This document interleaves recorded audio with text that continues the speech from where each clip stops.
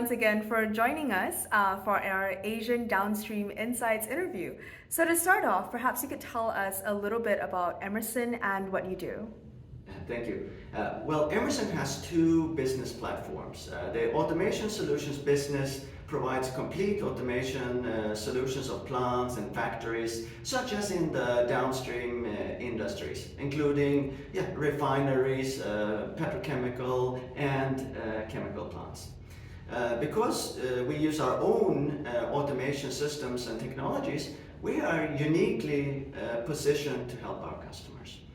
And we have a global presence with deep domain expertise, including right here in Asia, to help our customers identify challenges, make the right technology choices, implement the solutions, and sustain the success. Right, thank you. Let's talk about the refining and petrochemical industry, especially pertaining to Asia. So, what would you say are some of the key concerns for refineries when it comes to the state of the industry? Well, the key concern now is sustainability and decarbonization. So companies have committed to net zero targets. Now it's up to individual plants to meet them. So plants are looking for automation solutions to help meet their net zero goals. But traditional concerns like reliability, margin, and operating expense still linger, not yet completely resolved. So here too, plants are looking to automation to solve these tough challenges. Right. And I understand that Emerson has quite the range of solutions and services offered. Could you tell us a little more about these and the significance that this will have on the refining and petrochemicals industry? Yeah, we have developed a wide range of automation solutions for these challenges. So sustainability and decarbonization are applicable to the downstream industries really fall into three major buckets. Energy efficiency and optimization, like equipment performance management, energy and utilities management, and loss control. Emissions management, like flare reduction, methane leak detection, and carbon capture to reduce greenhouse gases. Energy source decarbonization, like energy transition towards hydrogen and hydrogen-based fuels for process heating. Reliability solutions include equipment condition monitoring, maintenance management, and corrosion management. By corrosion management, I mean avoiding loss of containment, but at the same time maximize the use of opportunity corrodes to make better margin. We have all these automation solutions, and they are applied in both modernizing existing brownfield plants and in building new greenfield plants. Right, thank you for sharing that. Let's look to the age of the energy transition. And drawing back to your previous answer, what's the significance of such technologies for the refining and petrochemicals industry? Well, the sustainability and reliability solutions I just spoke about apply also in plants using traditional energy sources. Anyway, energy transition in the context of downstream industries primarily means decarbonization of process heating. That is, using hydrogen or hydrogen-based fuels for heaters and for fired equipment. Hydrogen has been produced and used in refineries and chemical plants for decades. Now we just need to produce more of it. But hydrogen is a challenging element due to the small molecule, the high pressures, the low temperatures, and the flammability. So specialized automation solutions are required. We have these automation solutions specialized for hydrogen. And also, if we use natural gas as feedstock for hydrogen, we also need to capture that carbon. And we have several interesting automation solutions around carbon capture, utilization, and storage, CCUS. Right. And how do these technologies that you've just spoke about, how do they aid in supplementing and prioritizing energy efficiency in the industry? Yeah, the solutions I spoke about help in several ways. Equipment performance analytics, it quantifies equipment efficiency, rate of fouling to optimize the best time of cleaning, to restore the equipment performance. reducing energy consumption. And Energy Management Information System, or EMIS, uncovers and pinpoints overconsumption of water, air, gas, electricity, and steam, wages, and other utilities. Loss control, for example, steam trap failure detection to stop loss and to reduce inefficiency. There's flare reduction, like relief valve release passing detection to stop product and energy loss. And leak detection to stop methane emission, just to name a few. Yeah. Right. Are there any case studies or perhaps new technologies that you might be able to share with us today? Yes, there are a few notable underlying enabling automation technologies. First, artificial intelligence, or AI, is one of them. Now, under AI as an umbrella term, there is machine learning, data science, which we hear so much about. But there is also another branch of AI which has been around since the origin of AI, but is now making a comeback. That is causation, or rule-based cause and effect AI. It's now getting more attention because it's easier, quicker, and lower cost to deploy. And it provides early prediction and is very robust and deterministic. Anyway, Emerson offers both machine learning and rule-based AI. Second, advanced wireless and non-intrusive sensors. Plants have lots of data, but not the data they need to solve the problems now at hand.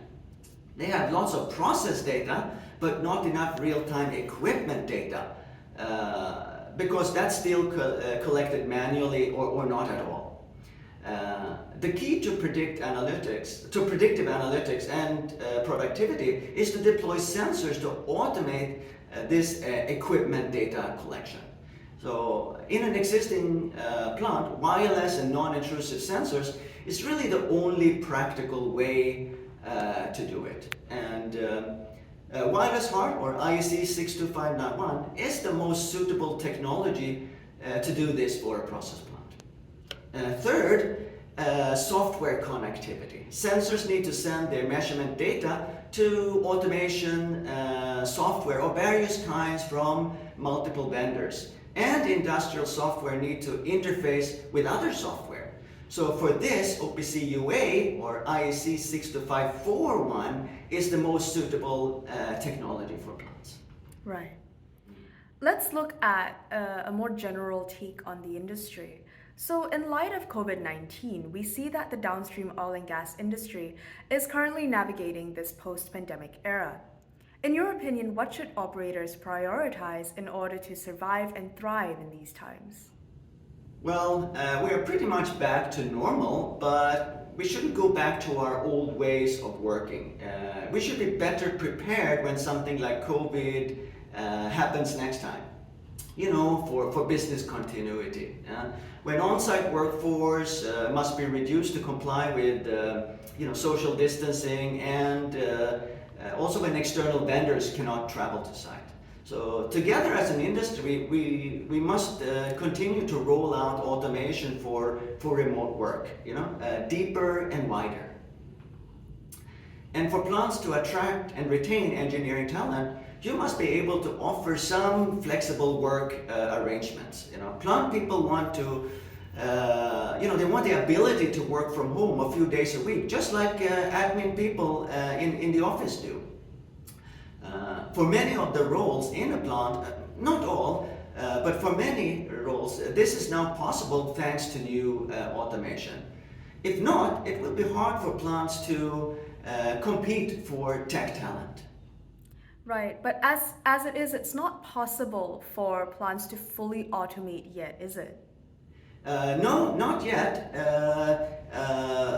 It hasn't been done yet, but so what we're proposing here is a new second layer of automation, really for hyper-automation. It's really on that side of the traditional automation pyramid, okay? And this is where we include all of the additional wireless sensors, as a foundation for that automatic data collection, but also the additional add-on automation software or analytics software, ready-made apps for the analytics, that underpins this new monitoring and optimization. That, together enables more predictive ways of working, but it also enables remote or centralized management of the plant, including work from home. Ultimately, yes, work will still always have to be carried out in the plant. So we can predict, for example, a failure of a pump bearing, but once you've done that, well, somebody needs to go to the plant and do the lubrication or do the alignment or possibly replace that bearing if need be. Right. And this is in a second wave of automation, as you've mentioned. So this is part of a new trend in the petrochemicals industry. Aside from that, what are some other changes and trends that you have observed? Well, so all in all, there are two major mega trends, and we pretty much covered both of them. So to recap, the first one is sustainability and decarbonization to meet the net zero targets. And the other one is this digital transformation of how work is done in the plant, to meet the reliability, margin, and operating expense goals. But also to take people out of harm's way and enable this more flexible working arrangement. Both require more automation to be deployed in the plant. Right. And in your opinion, what are some of these main drivers influencing the shift in this industry? And where do you think the industry is going to be in the near future? Well, this shift is really driven by public demand to become greener, right? So the industry will be busy meeting these sustainability goals for years to come. So for the foreseeable future, the focus will be to build and modernize the necessary infrastructure and deploy the automation solutions that goes with that. Right. And we know that sustainability is increasingly becoming a corporate CSR and ESG concern. So how can organizations adapt to these stakeholder sustainability demands? It is. Well, their plant infrastructure must be modernized to optimize energy efficiency, cut emissions, and make that energy transition. A large part of energy efficiency improvement and emissions reduction can be achieved using only automation solutions. So this is the low-hanging fruit, if you will. The energy transition to hydrogen will require more intrusive changes, though. But that doesn't mean it shouldn't be done. You must still do that as well. So the hydrogen transition also requires additional automation.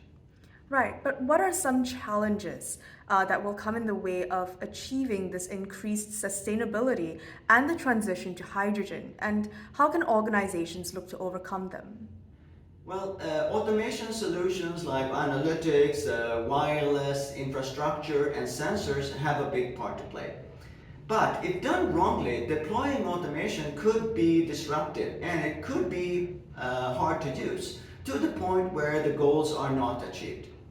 So, key to overcoming such challenges is to use solutions based on the right underlying technologies. So to recap, analytics based on a rule-based AI in the form of ready-made, no-code apps whenever possible. And software platform and interfaces based on the OPC UA technology standard. And wireless sensors based on the wireless HART technology and non-intrusive technologies whenever possible.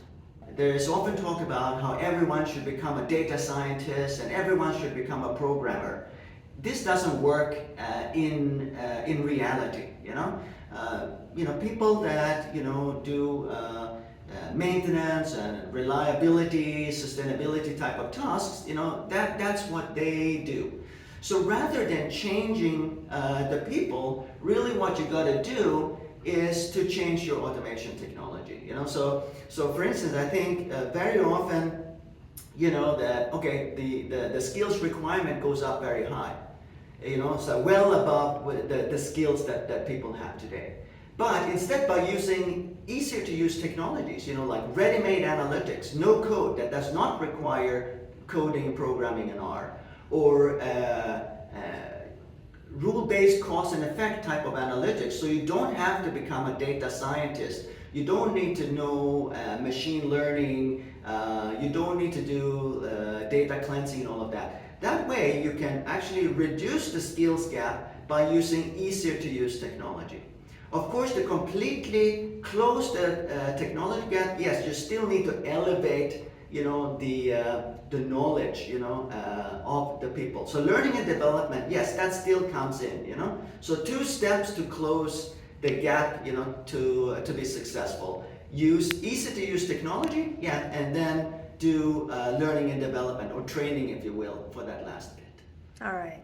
Thank you for sharing that. So, sustainability and the energy transition are also overarching themes at this year's Asian Downstream Summit. What can we look forward to from Emerson at this year's conference and event? Well, I have given you a couple of sound bites of what our speakers will be talking about on stage and in our booth. So come down to ADS to attend the conference and visit our booth to understand the sustainability, decarbonization, and digitalization solutions in greater details. But also to see how our grander vision of Industry 4.0 and hyper-automation. All right, thank you very much.